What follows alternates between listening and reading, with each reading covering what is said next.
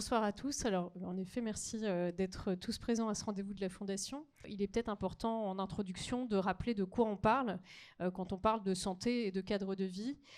Aujourd'hui, notre santé individuelle, elle est en relation avec 70% de déterminants de santé qui ne dépendent ni de notre santé individuelle, ni de notre patrimoine génétique. Donc, en gros, il y a 20% qui est notre patrimoine génétique, et 10% qui est l'offre de santé, et les 70 autres pourcents, c'est le cadre de vie dans lequel on évolue tous. Voilà, on le sait probablement, mais c'est important, je pense, de se le rappeler en introduction, et c'est bien l'enjeu dont se saisit la Fondation dans ses recherches depuis maintenant un petit moment. Et on se posait une question qui est devenue récurrente maintenant dans nos interrogations, qui était de se dire finalement, est-ce qu'à un certain point, on ne va pas devenir malade de nos villes, alors que la promesse de la ville, normalement, c'est d'être en meilleure santé que quand on est à la campagne.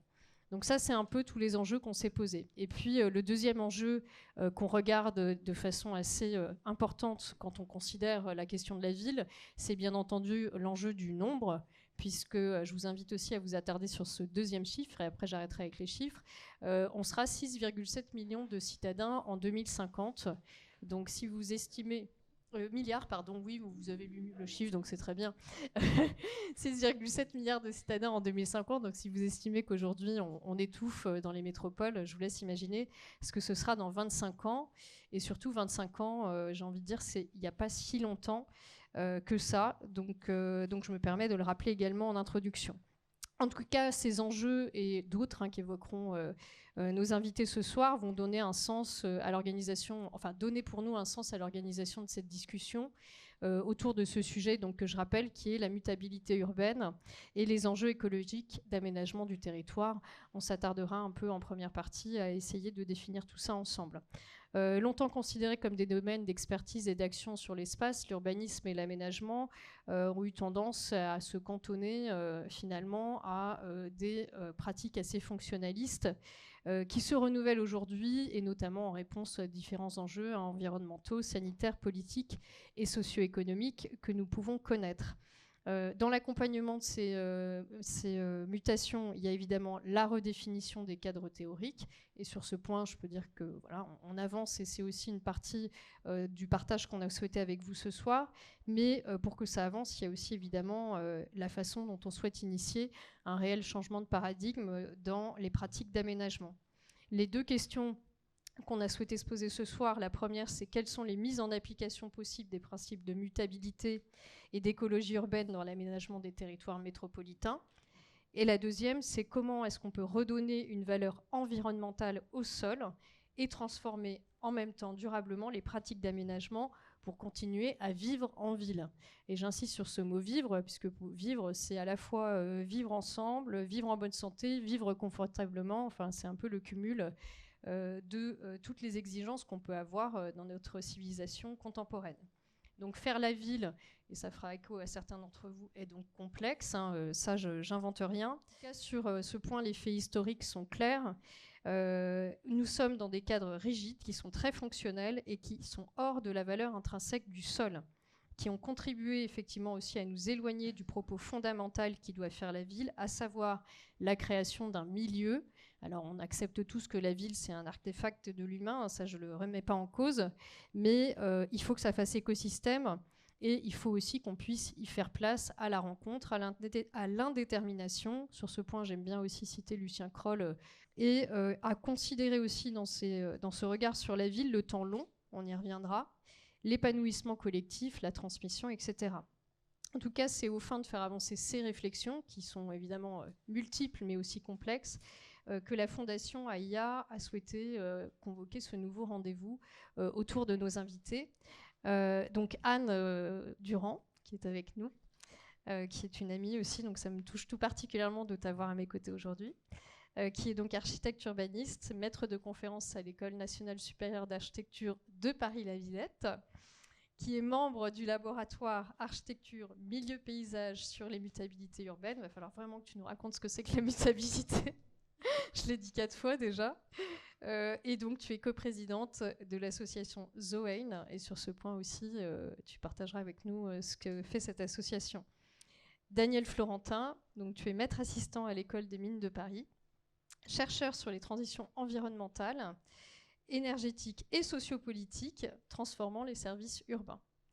Et avant de laisser la parole à nos invités, je remercie notre dernier invité, qui est donc Nicolas Bocquet, directeur général de l'Institut Paris Région, qui a pour mission de réaliser des études, des enquêtes et des recherches ayant pour objet l'aménagement et l'urbanisme dans la région Île-de-France et au-delà, et vous nous en ferez part après, et qui met à disposition des données qui sont donc disponibles à tous et qui nous éclairent sur la géographie de nos territoires. Et je trouve que ça avait du sens de vous proposer de faire cette introduction à nos côtés ce soir, justement sur cette approche de la stratégie et de la géographie des territoires. Je vous laisse la parole. Merci beaucoup, je suis ravi de cette invitation. Ça faisait un certain temps en fait que je souhaitais entrer en dialogue aussi avec AIA et sa fondation, parce que l'Institut, donc c'est une agence d'urbanisme un peu particulière, d'abord par son échelle, puisque c'est une agence d'urbanisme à l'échelle régionale, et puis par ce legs de l'histoire qui a fait que se sont adjoints à notre compétence cœur d'urbanisme, tout un tas d'expertises qui forment aujourd'hui un ensemble assez unique, et notamment une expertise en termes de santé, puisque c'est au sein de l'Institut d'aménagement et d'urbanisme à l'époque qu'a été créé le premier observatoire régional de la santé, qui est toujours à l'Institut. Il y a eu d'autres observatoires régionaux de la santé qui ont été créés ailleurs, mais la particularité en Île-de-France, c'est qu'il est positionné au sein de cette agence d'urbanisme. Et si je le mentionne, c'est évidemment du fait de l'angle particulier de notre conversation, et aussi parce que c'est à l'Institut et grâce à cet observatoire c'est là qu'a été montré en premier le caractère territorial et social de l'épidémie de Covid. Quand on a été frappé par cette épidémie, souvenez-vous, on s'est d'abord dit que c'était d'abord une épidémie générationnelle qui frappait en particulier les personnes âgées, et à un moment donné, on s'est mis aussi à comprendre que cette épidémie, elle ne frappait pas de la même manière les différentes catégories sociales et notamment les différents territoires. Et c'est à l'Institut qu'on s'en est aperçu le premier au cœur de la crise, parce qu'on a été capable justement de croiser ces différentes expertises. Et ça, je crois que c'est tout à fait précieux aujourd'hui. Et c'est un peu le thème de ce dont on va parler aujourd'hui, donc mutabilité urbaine et enjeux environnementaux, parce que l'Institut, c'est, je le disais, une agence d'urbanisme, et c'est depuis 2017 l'adjonction des 3 agences environnementales, qui là aussi dans les autres régions sont un peu dispersées: l'Agence régionale de la biodiversité, l'Agence régionale énergie-climat et l'Observatoire des déchets, ce qui nous donne une capacité de compréhension de données et d'expertise sur les enjeux environnementaux qui éclaire notre analyse du territoire et notre mission première, qui est celle de la planification du territoire de l'Île-de-France. On le fait aussi dans d'autres grandes métropoles mondiales, et on vient de le faire, on est en train de le faire, puisqu'on est en train de finir ce schéma directeur de la région Île-de-France qu'on refait tous les 10 ans à peu près. Et donc au cœur de ce travail, il y a justement cette question de la mutabilité urbaine et des enjeux environnementaux pour relever les défis qui sont les nôtres: îlots de chaleur urbains, risques grandissants, qualité de vie, santé environnementale, à travers 3 choses: révéler les espaces, révéler la mutabilité des espaces. Regarder l'espace francilien, qui est un espace très contraint, pour y voir les espaces qui peuvent muter. Je vais y revenir tout à l'heure. Éclairer les choix possibles et nous dire ces espaces qui peuvent muter, quels peuvent être leur avenir et selon quels critères est-ce qu'on peut y réfléchir, et puis placer ces choix dans une mise en contexte plus large à travers les enjeux globaux qui sont ceux auxquels font face notre région, et à travers notamment une analyse de ces enjeux environnementaux en termes de grandes trames vertes et bleues, de grandes continuités paysagères, écologiques. Et donc chaque point de cette carte, chaque choix à faire, le replacer dans ce contexte-là. Ce que je dis est un peu général, mais en fait avec des objets très particuliers, notamment les friches. On a depuis quelques années développé un observatoire des friches, dont l'objet est justement de rendre, je dirais, de porter à connaissance ces endroits qui sont en train de muter, qui mutent naturellement. Une friche, surtout en Île-de-France, où je dirais, on a tellement besoin de foncier, c'est de toute façon un objet qui va muter. Mais l'objet de cet observatoire, c'est justement de le porter à connaissance des acteurs publics pour se dire, cet espace-là, comment on en fait un lieu de choix politique? Comment est-ce qu'on se pose la question ensemble du devenir de cette friche, de ce qu'on veut en faire? Est-ce qu'on veut en faire un espace où on construit du logement pour tel ou tel critère? Est-ce qu'on veut en faire un espace de renaturation? Est-ce qu'on en a besoin pour autre chose? Et justement en prenant en compte cette vision un peu globale du territoire. Aujourd'hui, c'est ce qu'on fait sur les zones d'activité économique, qui sont aussi un endroit susceptible de muter et de se transformer. On le fait sur les gares du Grand Paris Express, qui sont les endroits par excellence qui sont en train de se transformer en Île-de-France, et en travaillant avec la Société du Grand Paris sur justement ces trames vertes et bleues, ces grandes continuités écologiques, comment est-ce que ces nouvelles gares, on va pouvoir en faire justement respecter, ne pas ajouter fracture sur fracture dans un espace francilien qui est déjà extrêmement fracturé. Dernier exemple pavillonnaire, aussi un espace de mutation, je dirais, silencieuse. Comment est-ce qu'on réfléchit ensemble à ces mutations pour en faire un objet politique? Comment on décide de ce qui se passe ou de ce qui ne se passe pas dans cet espace pavillonnaire? Comment on passe de quelque chose qui est en dessous des radars de la décision commune à quelque chose qui, au contraire, peut faire l'objet d'un projet partagé? Donc, en gros, prendre ces espaces et travailler pour en faire des objets politiques, pour en faire des objets sur lesquels les élus et les citoyens peuvent faire des choix. Voilà la petite introduction que je voulais donner sur notre travail au quotidien. Moi, j'attends avec impatience de pouvoir écouter la manière dont la recherche éclaire ces choix, parce que c'est notre quotidien d'essayer de rendre, je dirais, d'identifier l'espace, les espaces qui peuvent devenir des objets de choix politique. Merci Nicolas. Et en effet, je rappelle que la dernière exposition de la Fondation avait lieu à Grenoble. Et le retour d'expérience qui était intéressant, c'est que le sujet de la santé collective, c'est un sujet qui parle à tout le monde. Donc c'est vrai que si on part de là, tout le monde a aussi envie de prendre la parole sur ce sujet. Anne, je me tourne à présent vers toi. Donc, ton sujet, c'est la mutabilité urbaine. Je t'ai fait remonter un peu loin dans le temps, j'avoue. Tu m'en as un petit peu voulu, mais c'est pas grave. Ça t'a fait faire un petit exercice introspectif. Donc, c'était, donc, ça dit, il y a à peu près 7 ans maintenant. Donc voilà, on s'est connus, nous, dans l'atelier de Thierry Pacou, justement, à cette occasion-là. Et moi, ce que j'ai retenu, c'était dans ton approche. Alors, on a chacune quelque chose dans notre approche qui nous a marqué. Moi, c'était cette possibilité de se dire qu'une recherche pouvait être basée aussi sur l'accueil du changement, sur comment est-ce qu'on était capable, en fait, dans des cadres qui paraissaient assez construits, finalement, d'accueillir ce que tu appelles donc la mutabilité urbaine. Donc, je te laisse nous en parler. Bien. Merci. Je te remercie de m'avoir invité à cette table ronde, cet échange.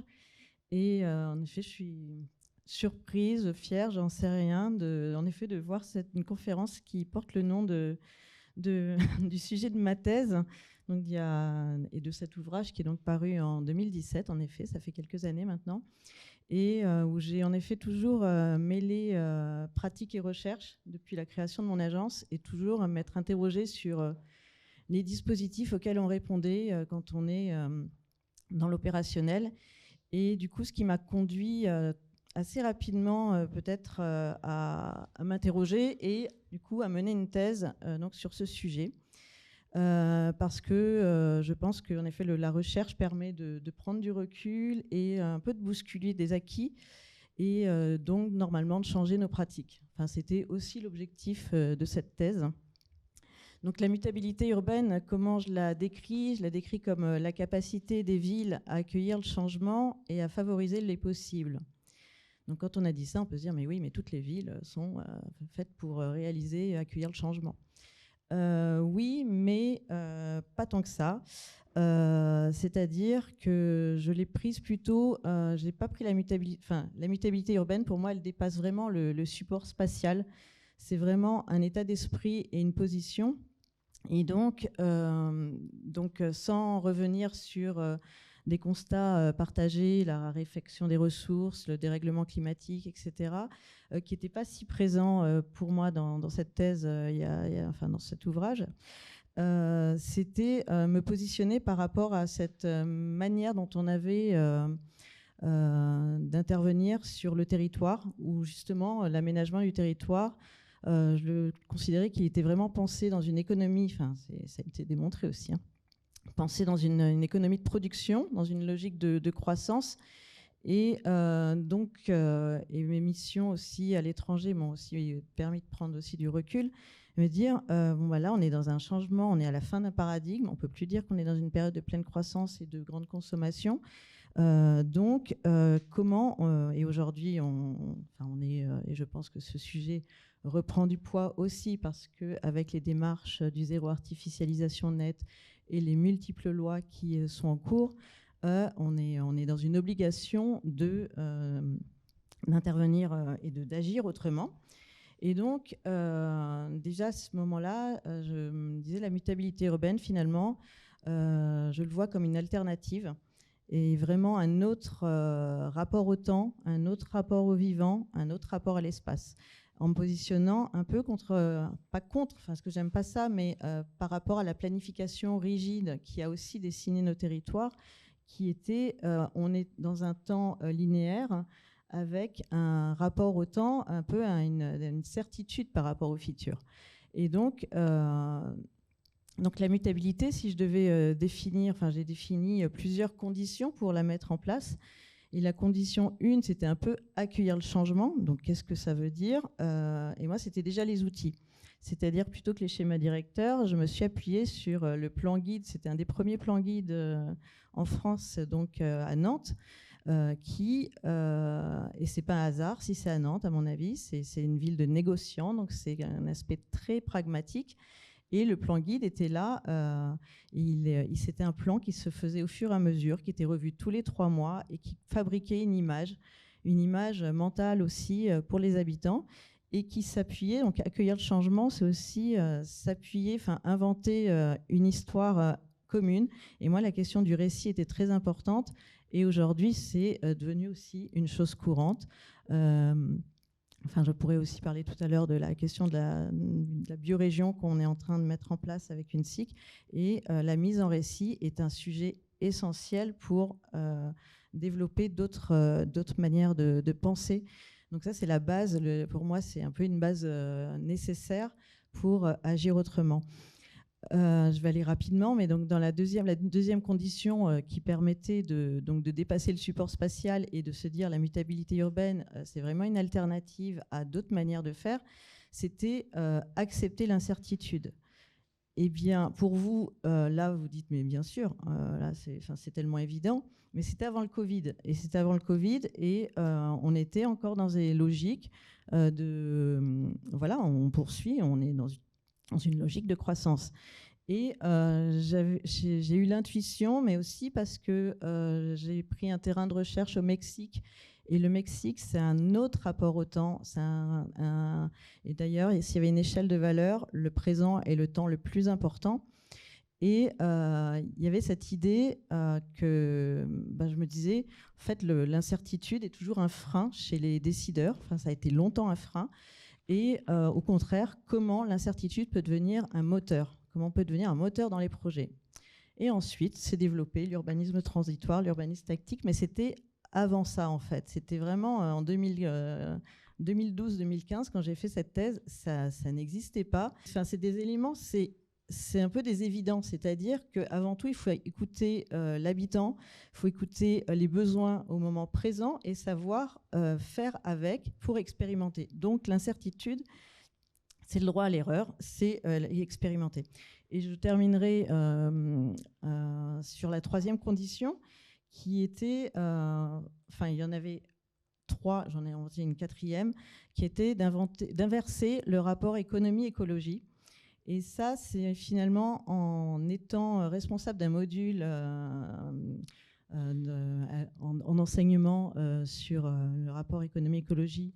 Et à chaque fois, en fait, avec les étudiants, on se rendait compte que c'était toujours l'économie qui prenait sur cette question écologique. Et donc, on se disait, et je me disais, mais je m'appuie déjà sur le Stockholm Resilience, qui est de dire, qui a inversé en fait tous les objectifs de développement durable qui sont portés par l'agenda 2030 et qui disait que finalement l'objectif 17 qui était respecter la biosphère devenait évidemment le premier objectif et le socle commun. Et donc finalement ce dernière condition, ça veut dire remettre en cause tous nos outils pour se dire que finalement le vivant, le rapport, l'écologie, qu'est-ce que ça veut dire? Et donc c'est pas un hasard si je suis dans ce laboratoire architecture, milieu et paysage, parce que c'est la question du milieu. Ça fait 30 ans qu'ils travaillent sur cette relation au milieu. Donc ça veut dire de nous, habitants, parlants ou non parlants des êtres vivants par rapport au milieu. Et donc je poursuivrai dans donc ce qui aujourd'hui me conduit à aborder la mutabilité dans d'autres recherches et à travers la question des bilans aménageurs, etc. Mais ça sera dans un deuxième temps.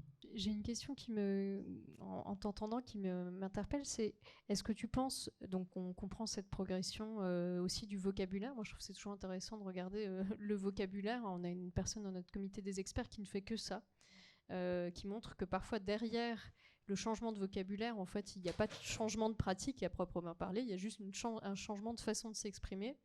Ce que j'entends là, c'est que le Covid a changé quand même beaucoup de choses.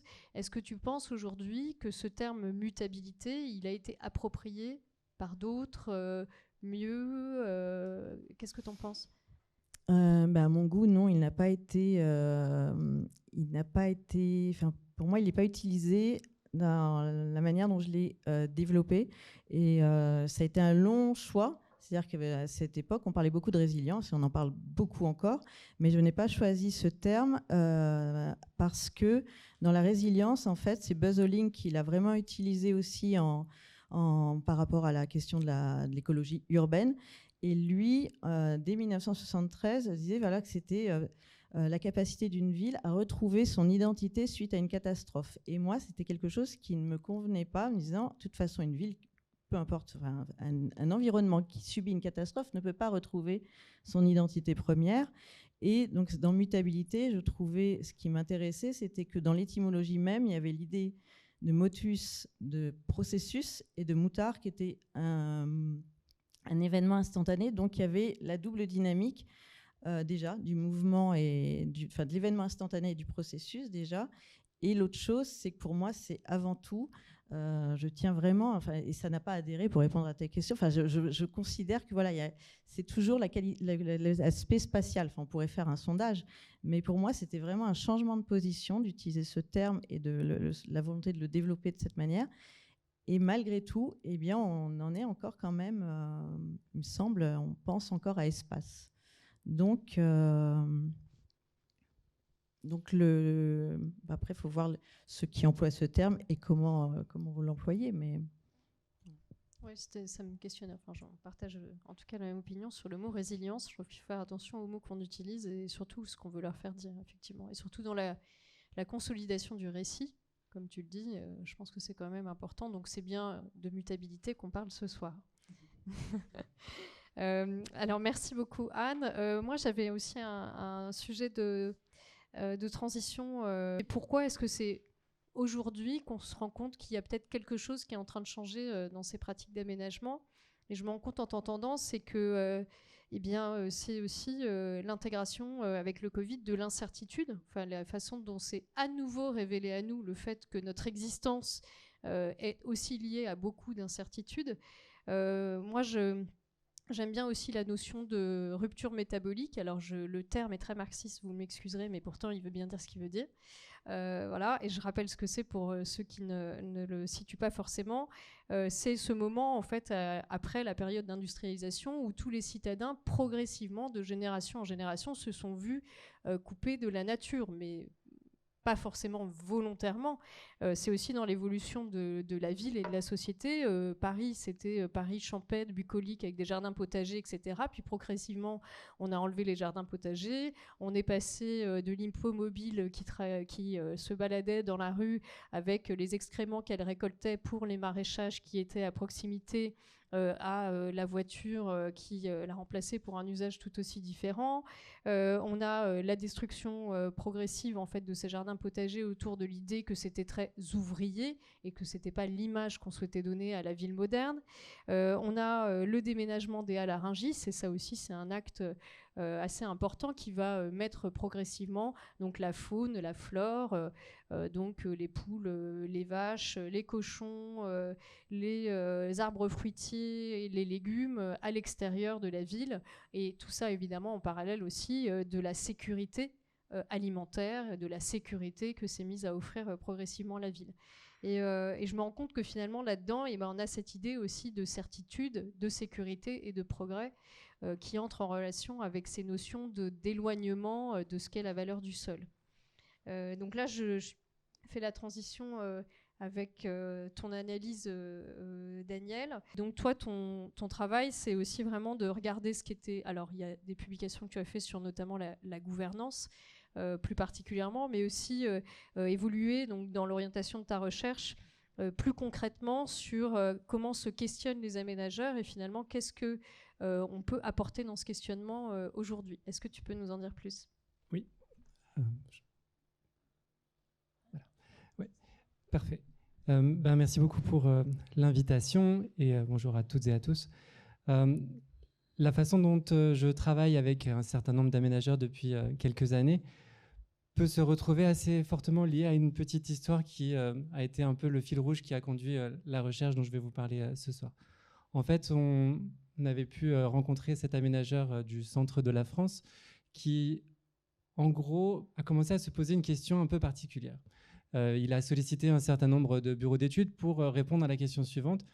Comment je fais pour adapter mon activité aux limites planétaires ? Alors, les limites planétaires, pour ceux et celles qui sont plus ou moins familiers de cette appellation, ça correspond à ces travaux, notamment donc, menés par le centre de Stockholm sur les questions de résilience, qui essaie de comprendre un peu l'évolution du système Terre avec un certain nombre de grands indicateurs, de grands paramètres sur les grands cycles biogéochimiques. Et l'idée, c'est de montrer en fait que progressivement, il y a eu un dépassement d'un certain nombre de ces limites qui en fait caractérisent l'habitabilité de notre planète.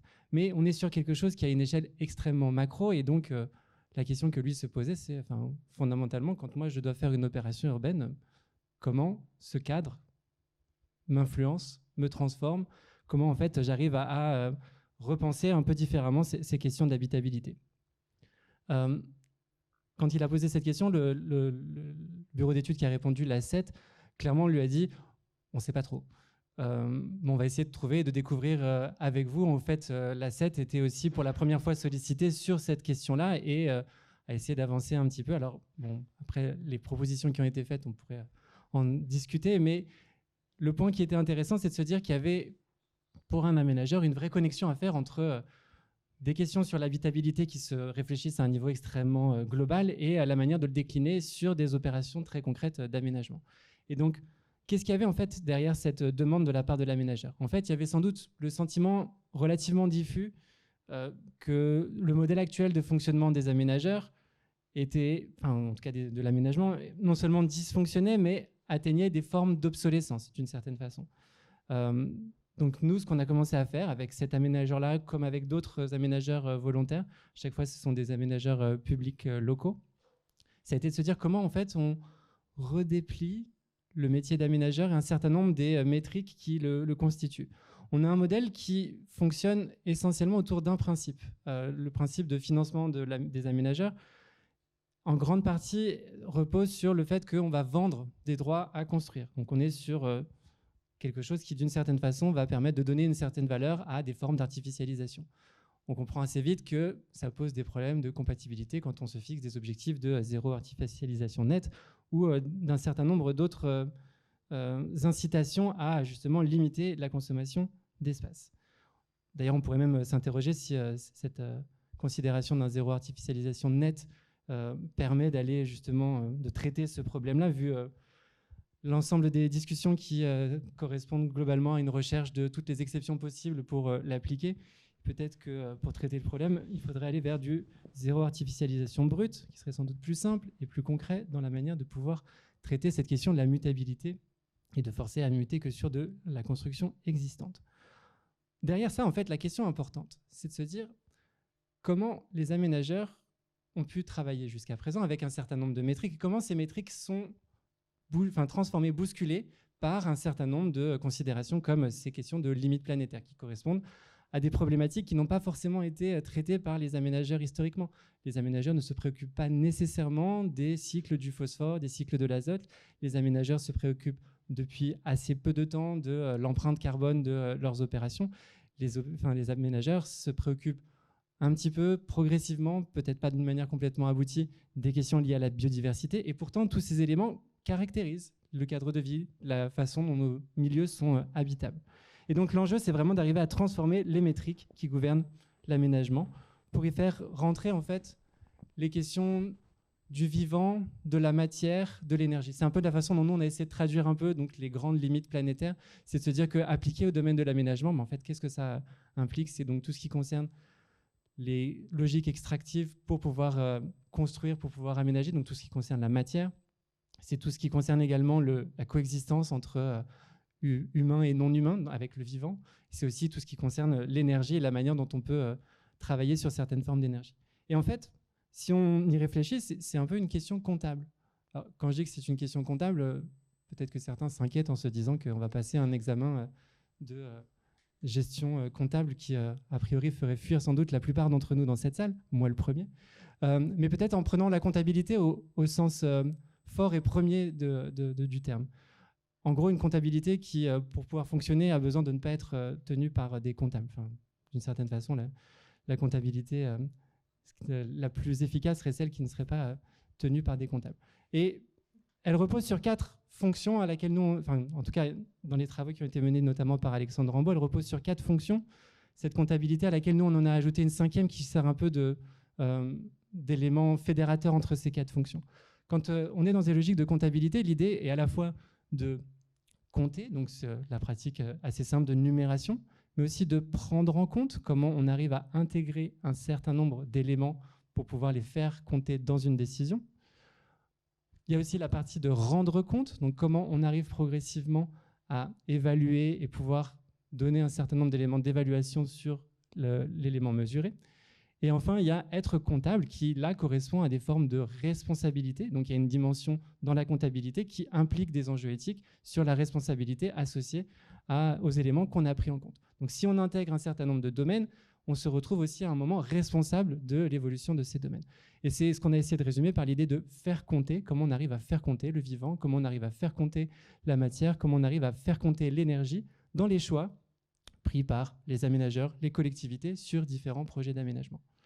Et en fait, quand on fait ça, ça amène à un certain nombre de déplacements sur lesquels je vais revenir, mais en se disant que c'est quelque chose qu'on a souvent expérimenté sur nos terrains d'études. Ici, on est dans la métropole dans la métropole européenne de Lille, et c'est un des quartiers sortis les plus récemment de terre, et le propos qui nous a été tenu lors de la visite par l'aménageur est quelque chose qu'on a entendu assez souvent. Ah, ça, aujourd'hui, on le ferait plus pareil. Oui, mais bon, ça a 3 ans. Et donc, d'une certaine façon, ici, il y avait une tentative d'intégration du vivant qui peut ici se voir aussi beaucoup à travers une énorme place laissée à toutes les surfaces asphaltées. Et il y a quelques arbres qui arrivent à prospérer dans des espaces qui ne sont même pas à la dimension de la canopée. Donc, on est sur une considération du vivant où on a coché la case, mais on n'est pas forcément sur le moment où on a réussi à la fois à le compter, à le faire compter véritablement, et encore moins à éventuellement en être responsable. D'ailleurs, sur une partie de ce projet, la moitié des arbres étaient déjà morts alors qu'ils avaient 3 ans. Et donc, il fallait éventuellement le repenser. Donc, d'une certaine façon, c'est vraiment cet enjeu-là auquel un certain nombre d'aménageurs ont accepté de répondre, de rouvrir un peu les différentes manières, pratiques, outils avec lesquels ils travaillaient, pour se dire comment on arrive à transformer tout ça pour repenser un modèle qui serait un modèle de l'aménagement autour de l'habitabilité. Et je vais très rapidement revenir sur les 3 déplacements que ça peut permettre. Le premier déplacement, c'est un changement dans les pratiques et dans les façons de pouvoir faire compter le vivant. Donc ici, je vous ai donné un petit exemple autour du sol, parce que c'est aussi un des objets importants dans la façon d'envisager ces changements de pratique. C'est issu du travail qui est mené actuellement par l'ADEME avec un certain nombre de collectivités. Ici, on est dans le cas de Rennes, où l'idée a été de se dire comment on arrive à réfléchir aux questions de sol sans nécessairement être tiré par le facteur économique. Et donc en réfléchissant simplement en fonction des sols et de la qualité de ces sols-là.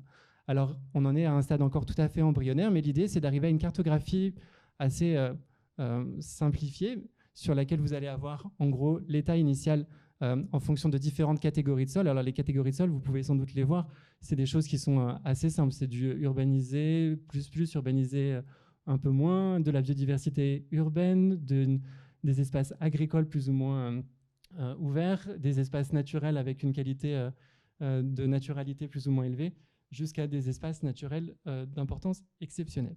Et l'idée, c'est de se dire, à partir de cette considération sur l'occupation des sols, comment on arrive à repenser des trajectoires sur des projets urbains pour pouvoir aider nos décisions et transformer nos décisions, notamment pour alimenter des trajectoires ZAN, comme ce qu'on a pu évoquer tout à l'heure. Tu peux passer à la suivante. Je reviendrai éventuellement sur cet exemple-là si certaines personnes sont intéressées. Ce qui était intéressant dans les changements de pratique, c'était d'imaginer notamment que ça devait générer des formes de changement dans les professionnalités. Et c'est ce qu'on voyait notamment chez un certain nombre d'aménageurs avec qui on travaillait. La prise en compte de ces considérations écologiques bousculait les cultures professionnelles, les façons de pouvoir exercer le métier d'aménageur. Alors, un des exemples assez marquants, c'est notamment l'intégration des questions liées à la biodiversité dans les projets urbains. Et elle peut se faire de différentes manières. Il y a un certain nombre d'aménageurs qui sont simplement dans le respect des obligations légales avec un certain nombre d'études qui sont menées du type études faune-flore. Ce qui peut être un peu plus intéressant, c'est quand, à un moment, on se met à renverser un certain nombre de logiques de fonctionnement. C'est le cas de ce qu'on a pu voir ici sur le territoire, donc c'est encore le territoire lillois, mais sur un autre aménageur, sur les territoires des rives de la Haute-Deule, où en fait, les premiers temps ont consisté pour l'aménageur à développer un projet, enfin une étude biodiversité assez classique, étude faune-flore, 4 saisons, mais dont ils n'étaient pas forcément entièrement satisfaits. Et pendant plusieurs mois, en fait, ils ont travaillé de manière non officielle par rapport à la commande qui leur était faite par la collectivité. Et ils ont développé toute une méthodologie avec un certain nombre d'écologues pour pouvoir justement davantage intégrer ces questions du vivant. Et en fait, on est ici sur le territoire d'une friche, dans les rives de la Haute-Deule, qui est une friche qui a une vingtaine d'années. Et ce dont ils se sont rendus compte, c'est qu'en fait, plutôt que de repartir de l'idée qu'il allait falloir enlever une grande partie de ce qui était sur cette friche-là, en fait, on avait déjà ici un monde vivant, un monde extrêmement nourri. Donc peut-être que vous arriverez à des considérations similaires avec l'Observatoire des friches dans la région Île-de-France. Et donc le principe de départ, c'est de se dire, partons de cet existant-là et préservons tout ce qui peut être préservé en termes de biodiversité. Plutôt que de se dire, on va planter encore 20 arbres en enlevant 20 autres et que ça devrait faire en gros un équilibre, allons dans une autre logique, c'est un milieu s'est développé, fait écosystème, comment on l'intègre dans notre pratique. Et en fait, c'est devenu la trame initiale de leur projet urbain, en commençant d'abord par ce qu'on devait préserver, comment on préserve l'existant, comment on le maintient, dans notamment l'aspect de la biodiversité. Donc ça, c'est pour vous donner une petite idée de dans quelle mesure en fait, les professionnalités et les façons de faire des aménageurs se sont transformées, sachant que ce qui a été fait ici pour les rives de la Haute-Deule a été après reproduit dans différentes opérations menées par le même aménageur. Et vraiment pour se dire, on fait d'abord compter la biodiversité avant de prendre en compte toute considération sur les besoins en logement, les besoins liés à d'autres formes d'équipement. L'autre changement, donc il y avait un premier changement sur les pratiques, le deuxième changement c'était sur un changement lié aux outils de pilotage. C'est un travail qui est encore en cours auprès de nos différents aménageurs partenaires, et qui est aussi un des endroits qui nous a permis d'échanger beaucoup avec Anne sur la manière de transformer les outils de pilotage de l'aménagement. Dans les outils de pilotage, ce qui nous a aussi semblé important, c'est de se dire que comment on arrivait à faire entrer la question écologique là-dedans. Un des moyens, ça serait d'arriver à transformer ce qui pilote le plus les grandes opérations d'aménagement, c'est notamment les bilans d'opération. Et est-ce qu'il est possible à un moment soit d'imaginer des bilans écologiques, donc qui seraient une forme détournée du bilan, non pas en imaginant que c'est juste le rapport extra-financier écologique, mais vraiment comment on arrive à transformer, pour y intégrer, les faire compter, même comptablement, monétairement à certains moments, un certain nombre d'éléments. La difficulté à laquelle on se confronte, c'est qu'on est dans une logique dans nos recherches qui est celle d'une non-substituabilité entre les différents capitaux. Pour le dire autrement, on ne peut pas donner une valeur à la nature, on ne peut pas considérer que tel lac ou tel milieu naturel vaut tant, et donc il y aurait simplement à mettre un équivalent entre les deux. Et donc, on est aussi parti à la recherche d'autres façons de faire pour se dire qu'on pourrait avoir des enjeux monétaires associés aux enjeux écologiques. C'est le principe qu'évoquait Anne sur la réencastration ou le réencastrement de la question écologique dans la question, le réencastrement de la question économique dans la question écologique. Et donc on a travaillé notamment autour de la méthode qu'on appelle celle de maintien ou de restauration du bon état écologique.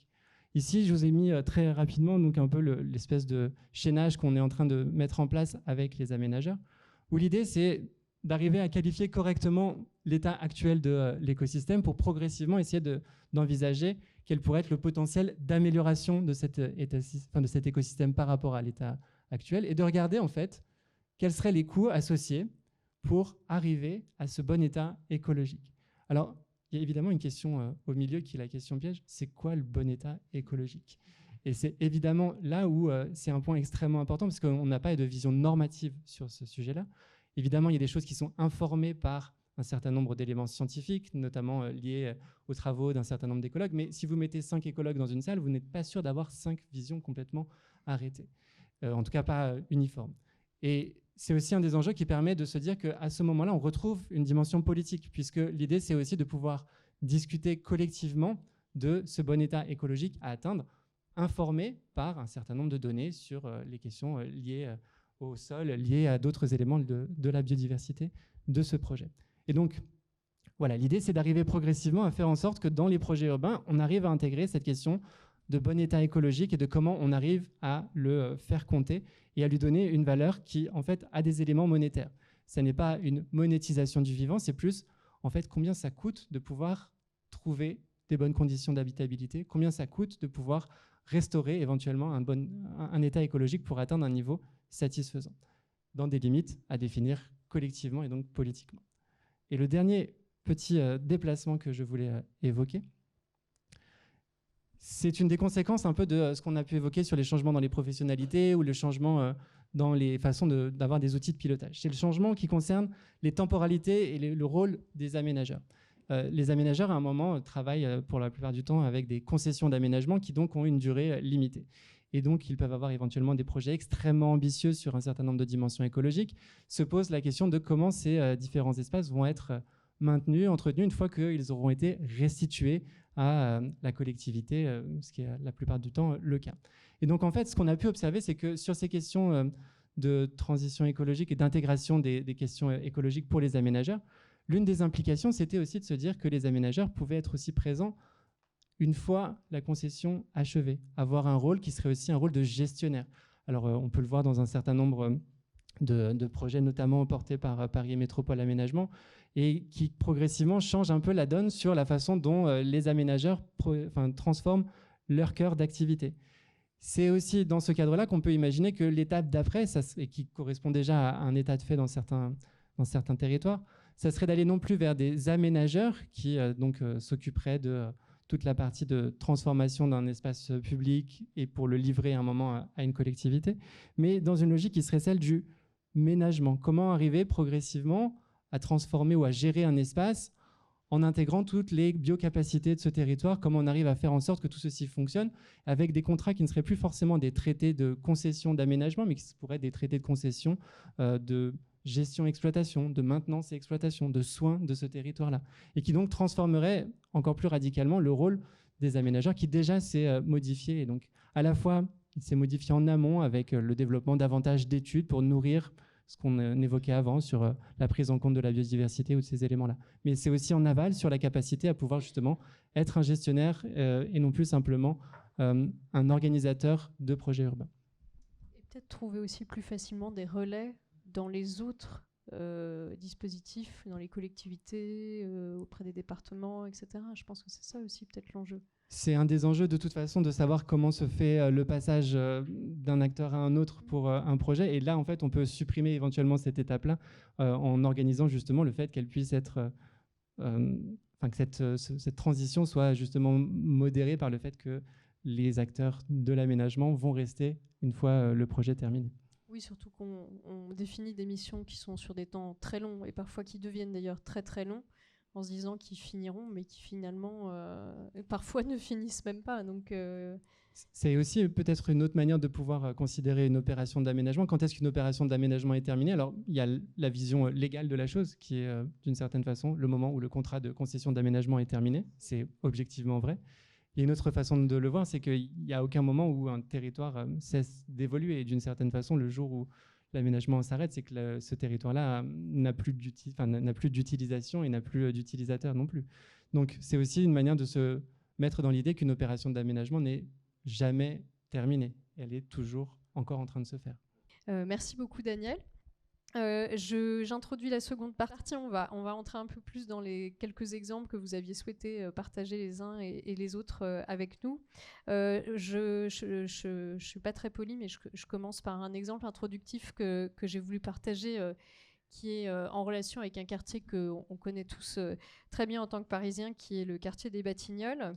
Alors moi j'ai souhaité partager ce quartier-là avec vous puisque en effet alors il pose plein de questions que tu viens de soulever Daniel, et notamment quand on le regarde dans son histoire, c'est donc aujourd'hui, alors si j'en fais le bilan, un grand parc, surtout un grand parc qui est quand même très intéressant à regarder, sur un ancien terrain de maintenance de la SNCF, des toitures accessibles et végétalisées, des dispositifs de collecte pneumatique des déchets, je vais y arriver, des régulateurs de consommation d'énergie, une éolienne pour produire de l'énergie en proximité et en autonomie pour le quartier, et des systèmes de récupération d'eau, de bassins biotopes qui favorisent le retour de la nature en ville. Et ça, ce constat, il a été fait notamment sur des espèces comme des grues et quelques oiseaux qu'on ne retrouvait plus dans l'écosystème parisien. Mais c'est surtout ce projet donc, qui est plutôt un projet global de 54 hectares qui a été réalisé par étapes depuis 2002, alors 2000 plus précisément, mais les premières délibérations du Conseil de Paris ont eu lieu en 2002. Alors je passe très rapidement sur la chronologie, mais j'ai choisi ce quartier notamment parce que c'est un quartier qui avait été fléché pour la candidature au JO de 2012, et ça je pense que c'est très important de le rappeler. Et puis finalement on perd, la date exacte je ne sais plus quand est-ce qu'on a perdu, 2005, voilà, paf, en 2005 on perd, donc on a fait un grand plan urbain autour des JO. On définit donc toute une matrice d'organisation géographique de ces 50 hectares qui doit répondre à la base à des exigences extrêmes du CIO quand même. Alors j'ai retrouvé la formule que je me souvenais qui était quand même très intéressante, donc je vous la partage. La formule du CIO, quand il définit les besoins des athlètes, c'est être protégé de tout dérangement du monde extérieur, quand même. Ça, c'est la formule officielle. Et puis, évidemment, avoir tous les équipements nécessaires aux entraînements à proximité. Donc ça, c'est ce que vous voyez sur la slide à gauche. Et puis, moi, ce que je trouve très intéressant dans cet exemple, alors, il y a beaucoup de choses, on pourrait en parler longtemps, mais j'ai choisi de m'attarder plutôt là-dessus. Ce qui est intéressant sur notre sujet, c'est que finalement, une fois qu'on a perdu, on aurait pu peut-être essayer de reconsidérer un plan d'organisation urbaine différents. Là, vous voyez, donc il y avait forcément toutes les tractations qui avaient été faites donc à gauche du quartier, là, avec la SNCF pour créer un bâtiment pont qui viendrait couvrir les voies de la SNCF, etc. Donc tous ces principes, finalement, ils ont été conservés dans leurs grandes lignes. Et on a continué à établir donc le nouveau plan masse sur la base de ces principes avec des exigences extrêmes de densité, etc. Et d'organisation du quartier, le passage de la petite ceinture qu'il fallait conserver. Alors vous allez me dire pourquoi est-ce qu'on a fait ça? On aurait pu faire totalement différemment, et beaucoup se sont d'ailleurs posé la question après. Et ben en fait, les négociations foncières, elles avaient déjà eu lieu, elles avaient été très compliquées. Ça, c'est ce que je vous ai montré sur la partie à droite. Il fallait libérer le foncier de la SNCF qui a consenti à le libérer en plusieurs temporalités. Il y avait une partie du foncier qui était du Ville de Paris, une autre partie qui est en jaune en haut, les ateliers Berthier, qui était l'État, et puis il y avait toute une partie de foncier qui était du foncier privé. Donc une fois qu'on avait mis un peu tout le monde d'accord sur la répartition du foncier, c'est sûr que c'était difficile de revenir sur les discussions en arrière. Donc finalement, tout le monde a accepté ça. Et puis il y avait aussi quand même des principes politiques derrière. On parlait de politique qui avait été affirmée dans la campagne de Bertrand Delanoë à l'époque, qui était de dire à cet endroit-là, on va produire un certain nombre de logements, dont 50% de logements sociaux, et ça devait être un grand poumon vert dans le quartier, quand même des Batignolles qui manquaient d'un grand parc. Donc une fois qu'on avait coché toutes ces cases, finalement après il fallait rentrer dans un projet qui était déjà établi et que personne ne s'est permis de remettre en cause. Moi, ce que je trouve très intéressant, et peut-être que certains d'entre vous connaissent cette publication, c'est cette petite publication qui avait été faite à l'époque par Paris Batignolles Aménagement, qui prend la mission d'aménagement, je crois, en 2014 ou un truc comme ça, et qui a appelé ça une nouvelle fabrique de la ville. Donc ce sont les ateliers qui ont été effectués pour la constitution de la deuxième tranche du quartier, donc celle qui obligeait donc en fait à monter au-dessus des voies de chemin de fer et à construire donc une dalle, qu'on appelait d'ailleurs plus poétiquement un sursol à l'époque, parce qu'on n'avait pas le droit de parler de la dalle. Qui a amené donc à réfléchir à une façon acceptable de remplir à la fois le contrat politique en nombre de logements et en même temps tout en essayant de produire des logements qui soient habitables, qui intègrent des toitures en terrasse, etc. etc. Je vous inviterai à le consulter si vous voulez. Je trouve qu'il y a vraiment une grande honnêteté dans la façon dont c'est relaté. Il y a des bilans qui sont présentés aussi d'aménagement. Mais surtout, ce que je retiens, c'est qu'en fait, plus personne ne veut faire ça. Donc, à la fin, il y a les témoignages des participants, donc des architectes, des promoteurs, etc. J'en partage un avec vous que je trouve plutôt assez édifiant, mais il y en a 5 pages. Ça, c'est un des promoteurs qui dit ça, qui dit tout cela nous a coûté très très cher, les objectifs de durabilité coûtent trop cher, et je dois reconnaître que même si on a gagné en expérience et en réputation, la question économique reste prédominante pour nous et a pesé évidemment sur les choix que nous ne ferons plus.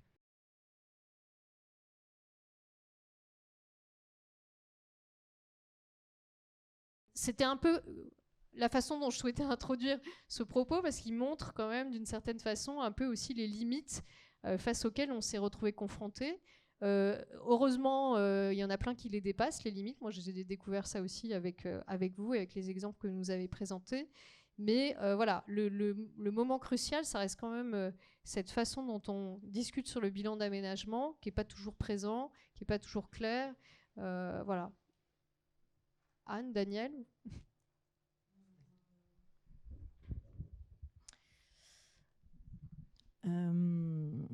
Que dire? Non, non, je réfléchis à toutes ces questions qui nous ont conduits là, et je me dis toujours qu'il faut toujours prendre de la hauteur, et j'essaye de me dire où est-ce qu'est le bon sens. Est-ce qu'on doit, est-ce que cette démarche zéro artificialisation nette, en effet, en ce moment, c'est un vrai casse-tête. Tout le monde le voit comme un outil restrictif.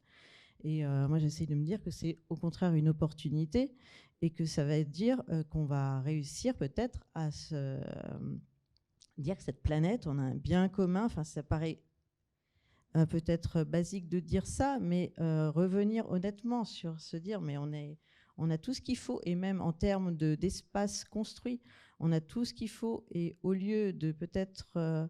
je me réinterroge même sur ce qu'on est en train de faire en ce moment, hein, c'est-à-dire tout ce bilan. Moi, on est en train de s'interroger sur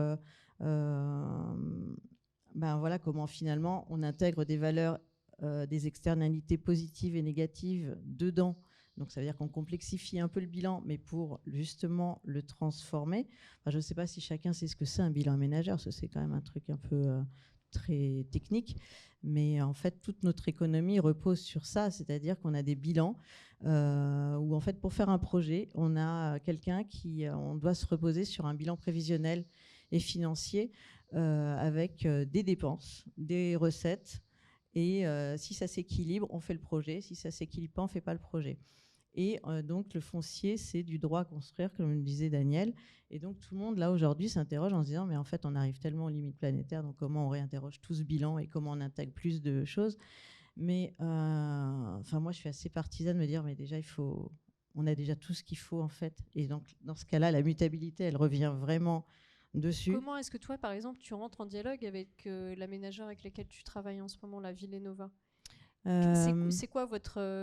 qu'est-ce qui fait qu'à un moment donné, tu as envie de travailler avec lui et sur quelle base vous travaillez ensemble ? Eh bien, oui.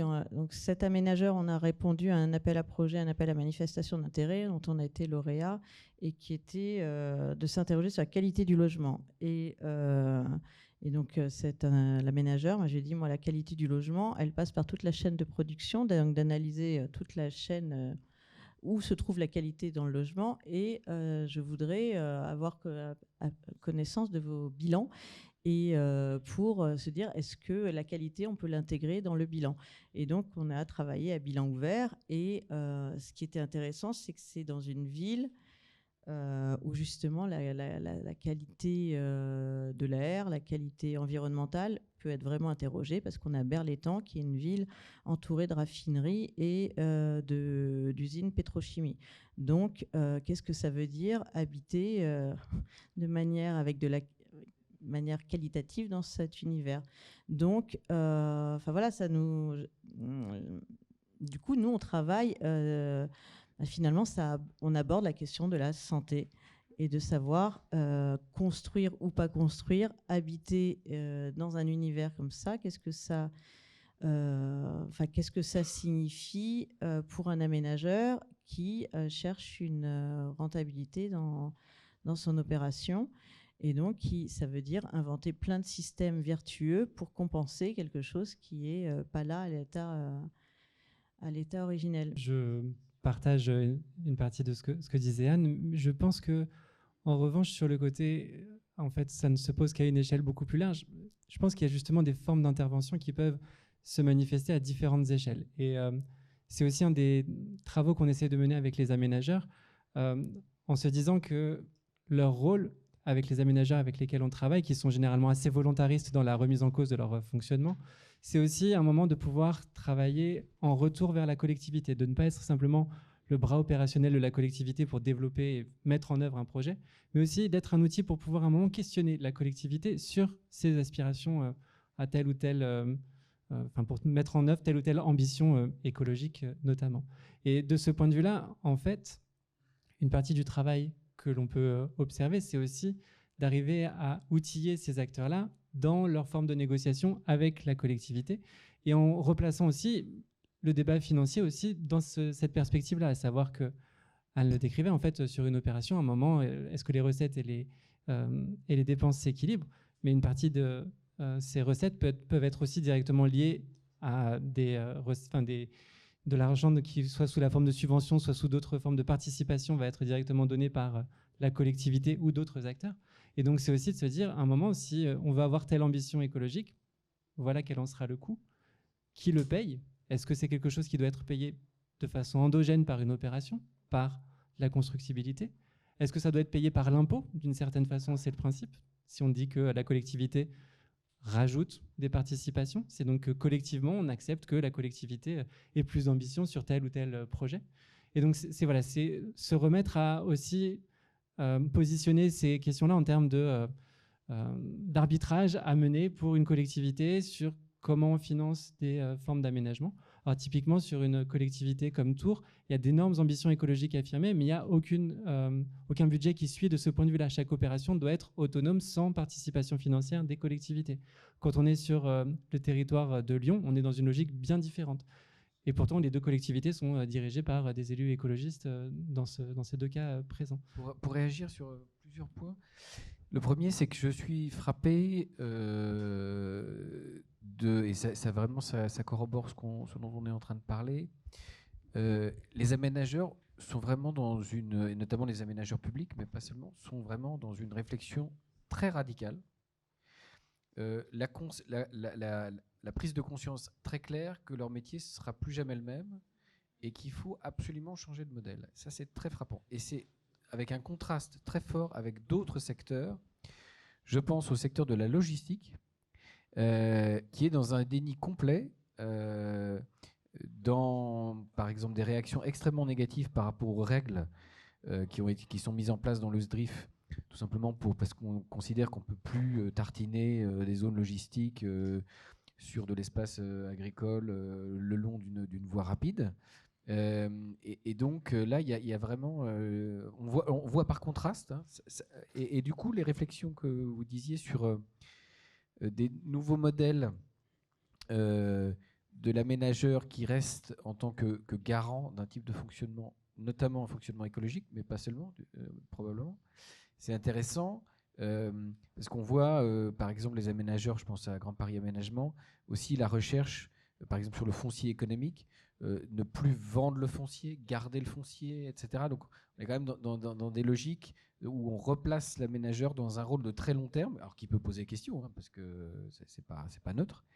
Mais ça, je trouve ça extrêmement intéressant. Alors après, je voudrais quand même réagir par rapport à je dirais, à ce qui fait notre quotidien, qui est la gestion de la complexité, la gestion des choix, et des injonctions contradictoires, et vraiment de ce que moi j'ai découvert à l'Institut qui fait sa richesse, c'est que on a des experts qui portent ces contradictions, et on essaie de les faire jouer nous-mêmes, entre nous, parce que c'est trop facile et les maires, ils n'en peuvent plus d'avoir quelqu'un qui explique qu'il faut construire 70 000 logements, il ne faut plus rien artificialiser, il faut de l'espace économique, etc. Et donc, donc ça, c'est un exercice extrêmement intéressant, dans lequel j'apprends plein de choses personnellement. J'apprends par exemple que la valeur écologique d'une friche, elle est justement d'être éphémère. C'est-à-dire que, alors, je suis d'accord il peut y avoir 5 avis d'écologues, mais en tout cas, ce que m'explique l'Agence régionale de la biodiversité, qui quand même pas, qu'on ne peut pas accuser de ne pas être sérieux sur le plan de la biodiversité, c'est que voilà, et ce qui fait le rôle particulier d'une friche dans le fonctionnement écosystémique, écosystémique, c'est que justement, il va y avoir dans cet endroit des des espèces nouvelles. Enfin, je ne saurais pas expliquer bien, mais voilà. Donc, on n'est pas, on n'est pas nécessairement dans un objectif de tout figer, de tout conserver. Enfin, il y a cette complexité qu'il faut assumer. Et du coup, c'est ça qui est intéressant et c'est ça qui est courageux parce que, je veux dire, moi je parle pour, peut-être on peut parler différemment dans d'autres régions, mais dire qu'on va mettre l'Île-de-France en situation de zéro artificialisation brute, quand on regarde ce que ça veut dire concrètement, alors d'une certaine façon on n'en est pas très loin, on est une région qui reconstruit le plus la ville sur la ville, mais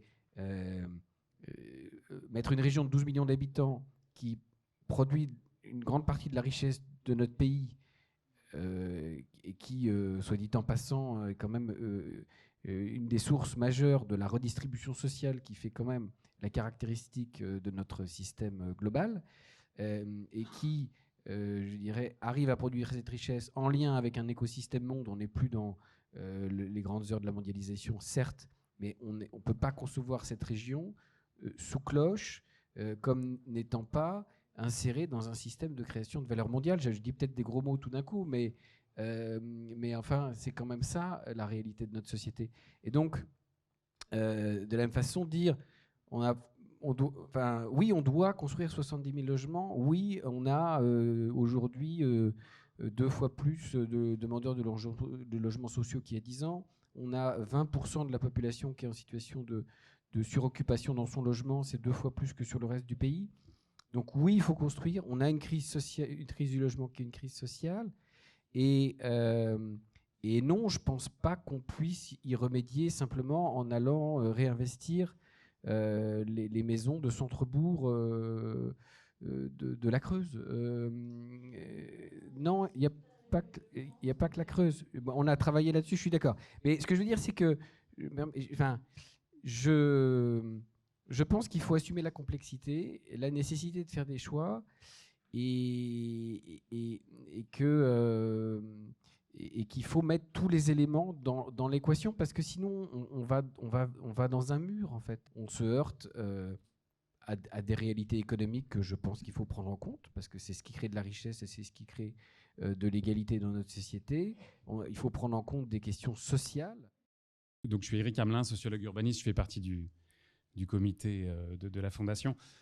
Non, je voulais réagir tout à l'heure, je voulais apporter une petite réaction, puis pour lancer un peu le débat avec la salle aussi, sur l'histoire du bilan de la ZAC des Batignolles, mais ça va rejoindre aussi la question de la question sociale, parce que je trouve intéressante la réflexion de faire réfléchir sur le bilan et la façon dont on construit un bilan et qu'est-ce qu'on pourrait y injecter d'autre, comme données, comme valeur.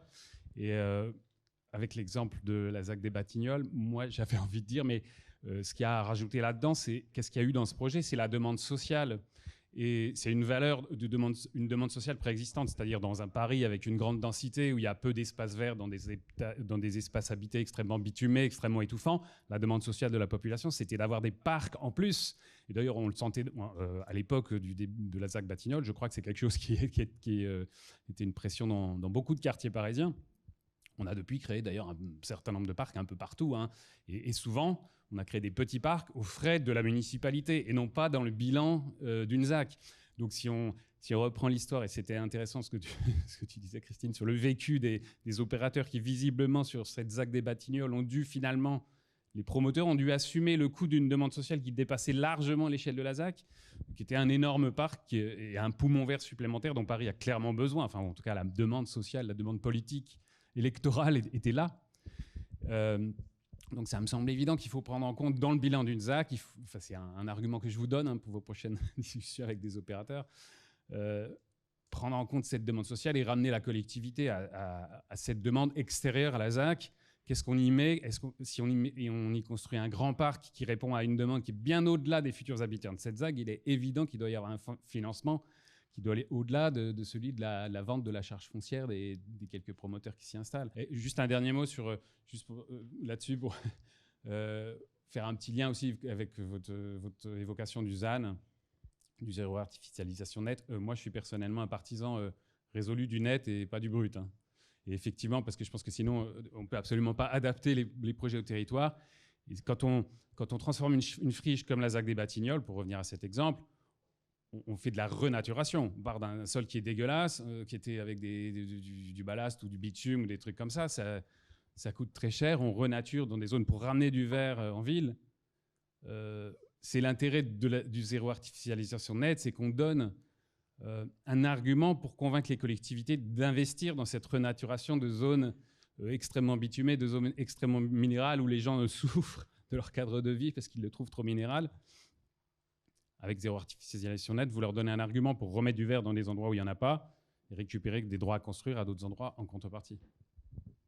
Juste sur cet élément-là par rapport à zéro artificialisation nette ou brute, c'est en fait aussi derrière ça et sur la demande sociale, c'est évidemment un aspect qu'on regarde dans nos recherches en essayant de le placer sur des pas de temps différents qui seraient à multiples pas de temps, à savoir à la fois une réponse aux besoins sociaux maintenant et aux besoins sociaux qu'on peut anticiper sur des pas de temps un petit peu plus longs.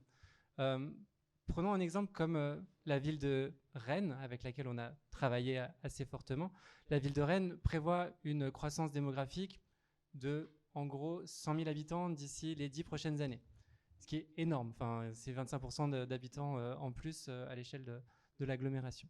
Et ces 100 000 habitants, en fait, c'est une considération qui est posée comme un fait établi par la collectivité à partir des données démographiques actuelles.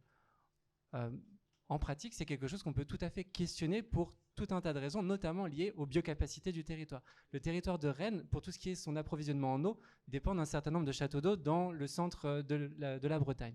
Et un certain nombre de ces châteaux d'eau sont en fait dans une situation assez critique en raison des problèmes de pollution, en raison des problèmes de sécheresse qu'il y a pu y avoir depuis un certain temps.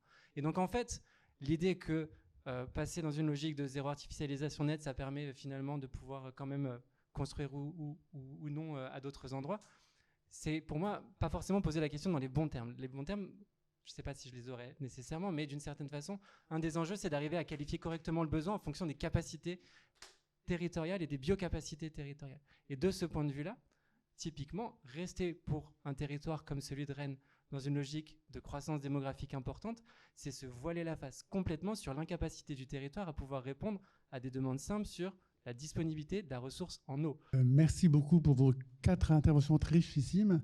Didier Sacco, designer. Je voulais juste répondre à Daniel sur 2 mots qu'il a inscrits qui sont juste très très riches. Déjà, aménagement et ménageur. Vous avez 10 000 fois raison. Et c'est même le ménageur qui vient en amont de l'aménageur. C'est le ménageur du territoire, des ressources, de la matière, qui va d'abord prendre le pas et après l'aménageur suivra. Donc déjà, votre slide est démodé et on devrait faire disparaître ce mot aménageur. Il y a un autre mot extraordinaire que vous avez marqué, c'est la maîtrise d'usage. On connaît le maître d'œuvre, on connaît le maître d'ouvrage, mais le maître d'usage est aujourd'hui de plus en plus important. Qu'est-ce qui se passe dans une école quand il n'y a pas d'école? Qu'est-ce qui se passe dans un parking quand il n'y a pas de voiture? Qu'est-ce qui se passe au marché quand il n'y a pas le marché? La maîtrise d'usage aujourd'hui rend de plus en plus en pas. On répond à une trentaine d'appels d'offres depuis déjà 2 mois et de plus en plus, le designer est appelé à faire des propositions sur la réflexion de l'usage. Et la maîtrise de l'usage pour les espaces, pour les bâtiments, devient très, très, très importante. Et ça va être une réponse positive à vos doutes sur, en effet, qu'est-ce qu'on va faire des bâtiments, des circulations, tous les espaces que l'on crée. Qu'est-ce qu'on peut imaginer, anticiper les usages. Bravo pour ce que vous avez écrit, c'est vachement important. Très bien, je vous remercie.